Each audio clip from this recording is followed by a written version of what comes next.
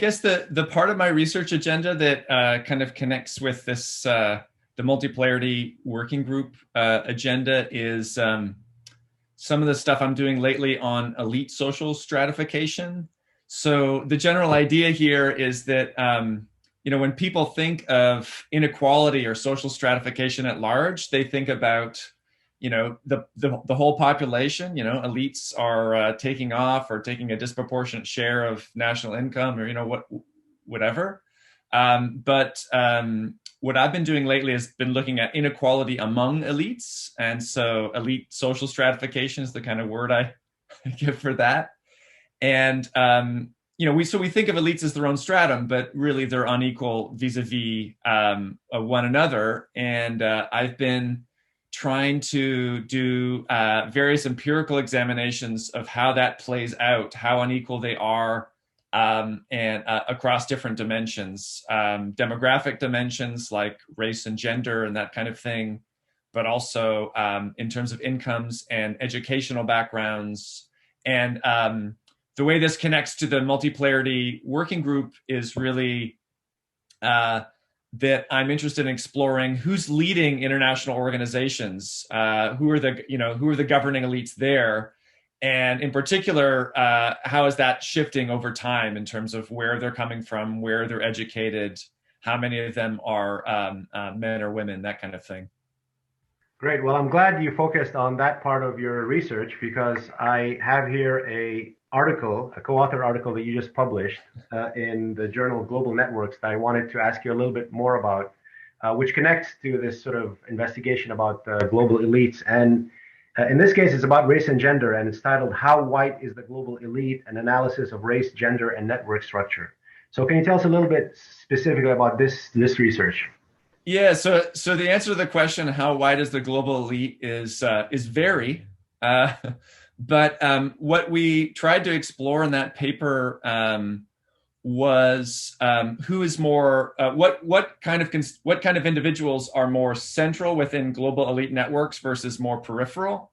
So the general idea here is to look at the kind of nested social hierarchies within elite networks. So not just lining up a bunch of people that are global elites and counting how many are white or how many are male, that kind of thing, but rather looking at everything in a kind of network context. Can you see the slide now? Okay, great.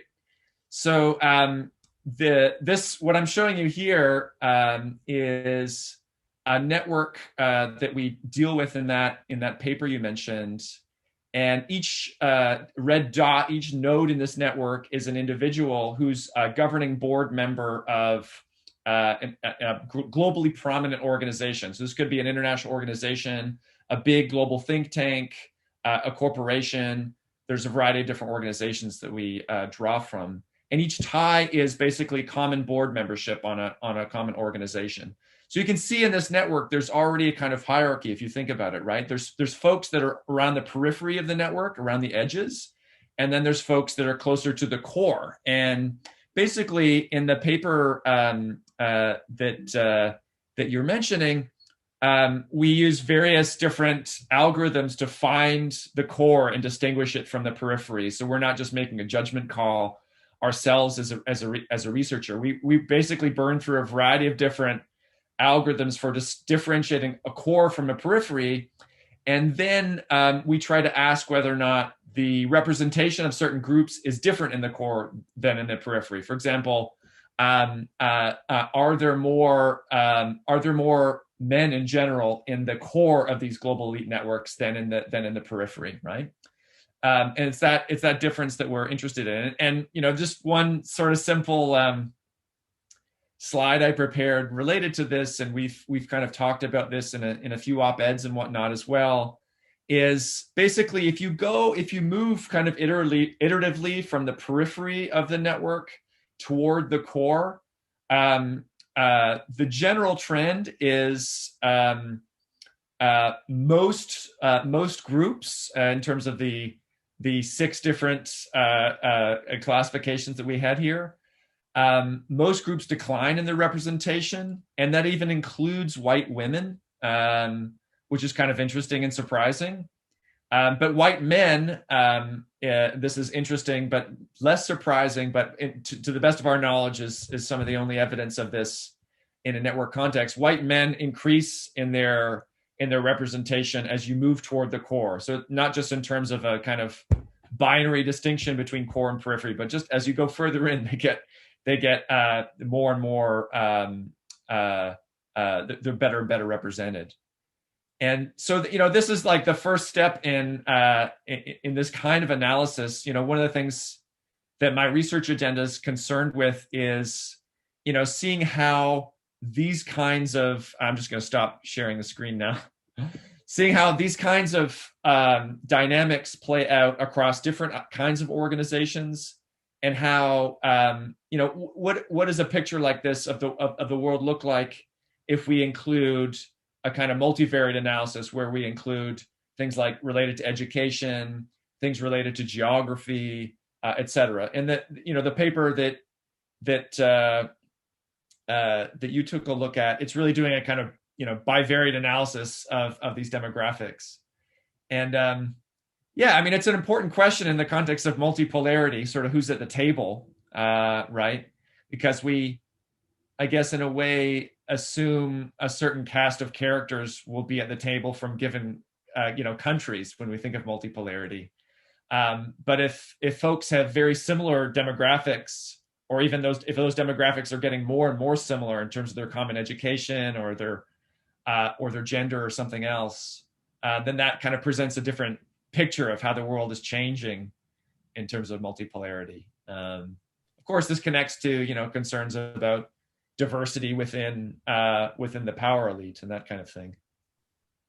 No, that's really fascinating, and actually that's a great segue to get us into the research that we're doing for the project, which is the international organization leadership database that you're leading the development of, which will be something that we'll be talking a lot more about and sort of rolling out in the coming months. But we wanted to get a little bit from you about, what was this research about? How did this come about? What is its importance? And what is it that we're actually doing here? So if you can tell us a little bit more about it, the context, and also some of the things that we're going to be doing and trying to show in the database. Yeah. So, the effort in general is to construct a new database that has background information of the governing leaders and the governing boards of a variety of different international organizations. So we call it just the IO leadership data set. And to the best of our knowledge, this hasn't really been constructed, but this can be, but it hasn't been constructed before, but this can be useful for researchers in the future. And so the kind of information we've been gathering has been very simple so far, but can always be added to. Basically, we have, for the leaders of IOs, we have about almost 70 IOs at this point in a variety of different domains and stuff. We have, going back from the late 90s until the present, who the leader was, their educational background in terms of the number of degrees they have advertised they've attained, where they went to school, and their nationality.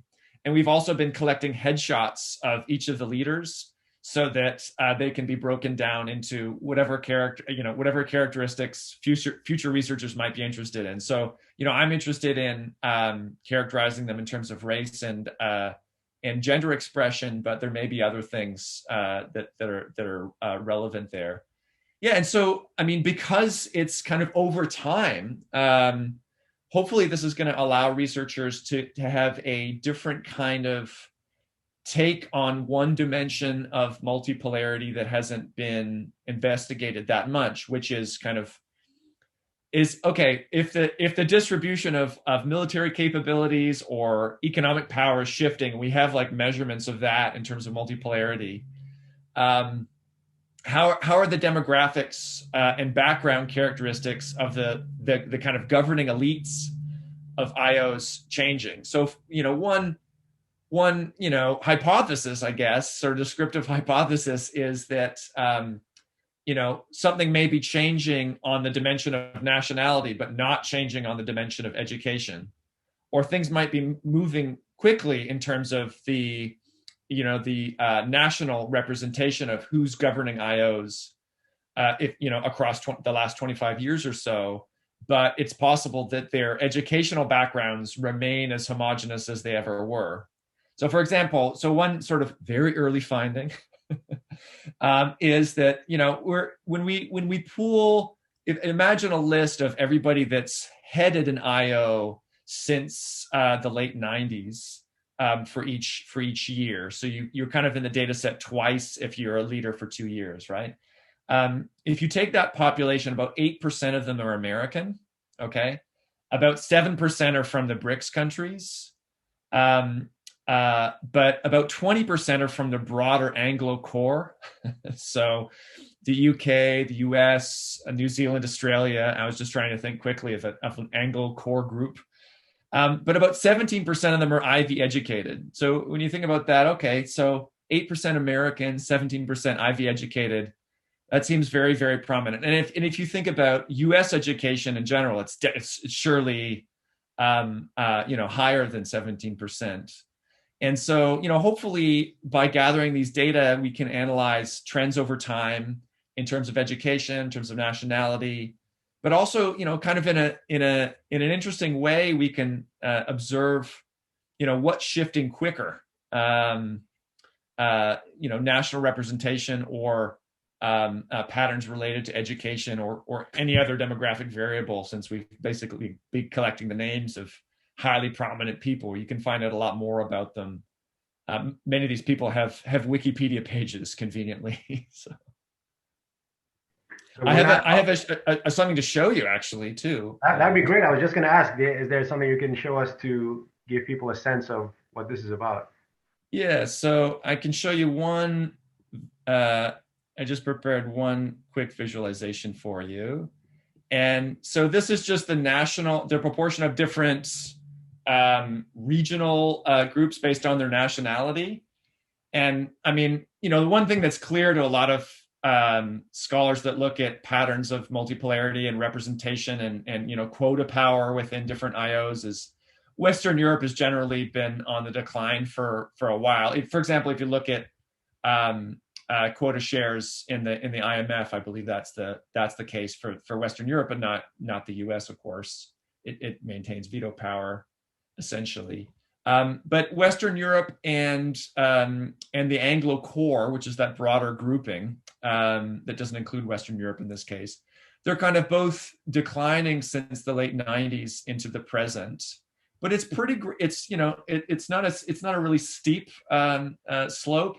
And then proportion of BRICS countries that are leaders of IOs, if we take them as a group, it's certainly there's, if I were to draw a trend line through those this dot plot, it would be upward, but again, it's very gradual, and it's actually kind of it's a little bit S-shaped, which is an interesting mystery. And so I don't know what to infer from this yet, because I need to break it down further, and the data set's certainly not completed yet. But while there is a trend that's consistent with many other observations about the distribution of military capabilities or the kind of economic center of gravity of the world, going back to its long run equilibrium, this appears to be actually much slower moving than I would expect over the last 25 years or so. But I think the really challenging thing for this project is how to draw a conclusion about national representation when there's so many different nations of the world. And the kind of simple dot plot I just showed you may obscure the fact that when, for example, I don't know, I don't want to pick on any country in particular, but a country that has the representative that is leading an international organization could be essentially acting as a proxy for an ally.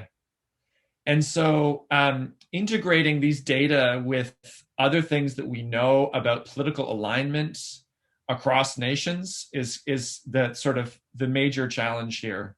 It's not an insurmountable challenge. It just has to be done, I think, very carefully, because on the one hand, the United States and its leadership of international organizations now, and I suspect for the next few years, will be very different from what happened in the last 4 years. But it's still the U.S. and at the same time, it's alignments with other states in terms of however you measure that in terms of UN voting or anything else. Those are shifting around all the time as well, and so measuring, getting a kind of top line snapshot of how the multipolarity of governing elites is changing really, I think, has to integrate kind of what that country means and what side they're on. But that itself is kind of multidimensional, right? Because politics is complex and global politics is really complex too. But I think that's the big challenge, integrating these data with data on